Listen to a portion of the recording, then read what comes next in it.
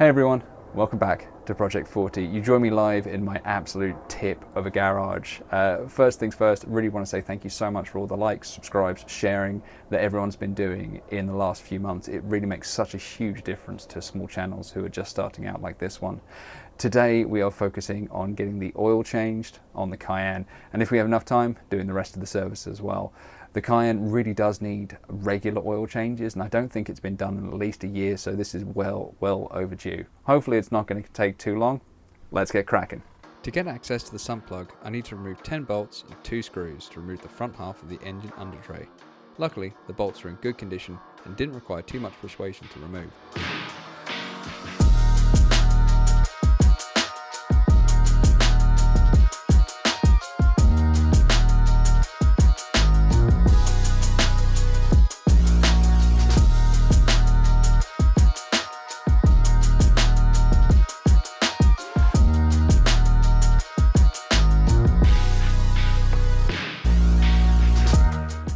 The under tray was grimy, but it wasn't hiding any major problems, although I don't think it had ever been cleaned. With the under tray removed, I now had access to the sump. It too was grimy, but I'm sure it would look fine after a clean. Now all I had to do was remove the sump plug and drain out that old oil. Yeah, that didn't go to plan, and now I'm in a panic, trying to stem the tide of very black oil all over my driveway. And now, a 30-minute job had just got a lot longer. Moments like these make me question why I should ever be allowed to pick up tools. I normally put down old bed sheets whenever I do an oil change, and usually they're good enough for catching the odd drop, but they were no defense against the deluge of old oil. In a panic, I put down a bunch of my kids' play sand. But I wasn't really thinking that through, and it's going to cost me some money later on. With the sand doing its best to try and suck up some of the old oil, I then took the old bed sheets and whacked them in the bin. I then refitted the sump plug with a new washer and got started removing the old oil filter.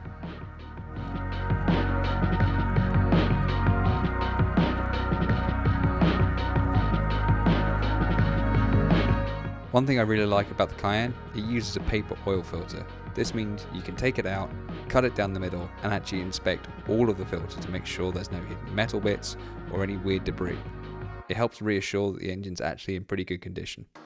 Luckily, looking at this filter, it looks clean. Well, it doesn't look clean, it's actually very dirty, but it doesn't have any metal shavings in it, which is a big relief. Now normally I wouldn't go to this level of cleaning just for an oil change, but because of there's sand and all that sort of jazz everywhere, it's worth just taking extra care. Now I like to pre-fill my filters with a bit of oil, just to minimise the amount of time the engine doesn't have any oil.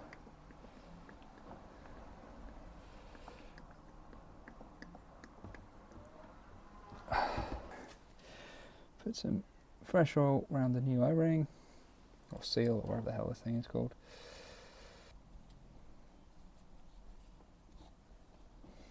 Tighten it up, because clearly it was on very tight, so, but that'll do for now. Right, let's fill her up with oil.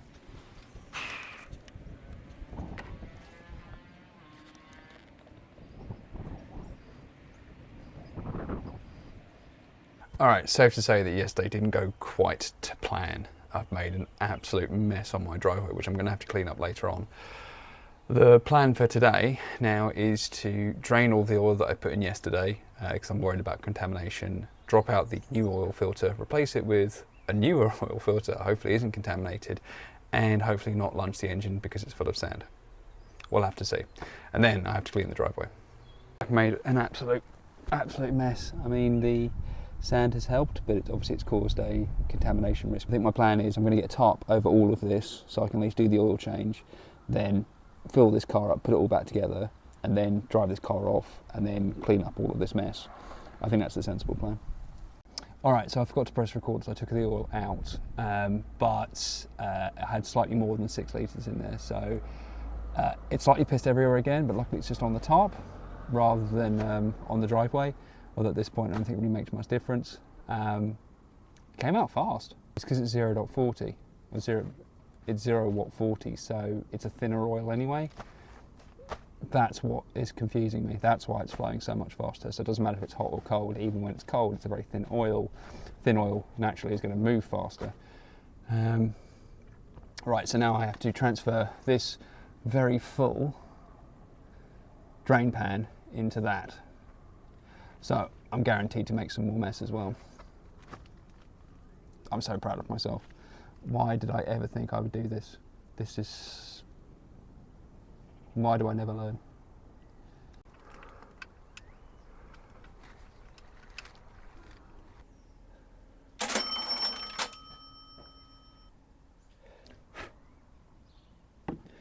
Right, that's the majority of it in. There was definite particles. Now, I don't know, that's just because obviously the area is still a bit sandy even with the tarp down, but I'd rather not take the risk. I mean, oil is always going to be cheaper than a new engine, so I still think this makes sense to me.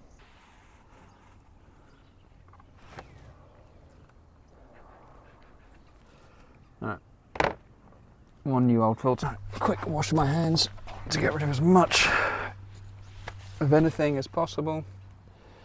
Oh.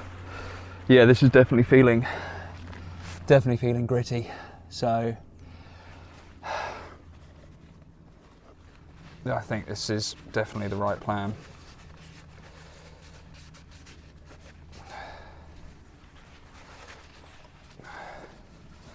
I'm sure I can see some bits in there as well, so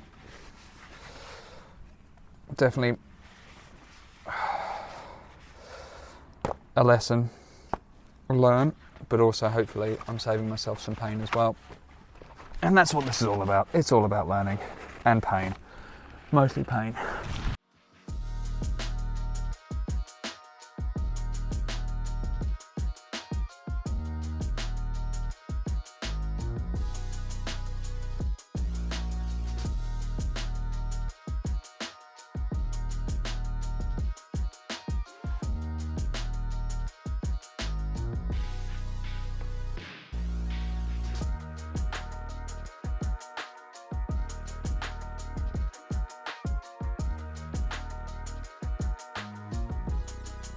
Right, we are back to square one. What absolute palaver. Now I should have just enough oil remaining, because this was sort of 3.5 litres-ish.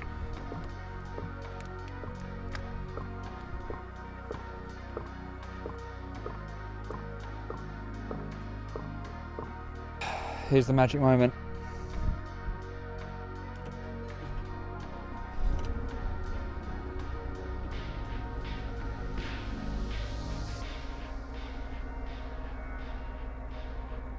Sounds pretty good.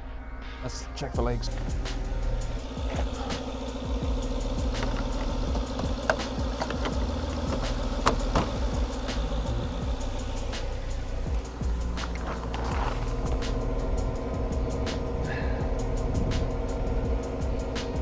Pretty good so far.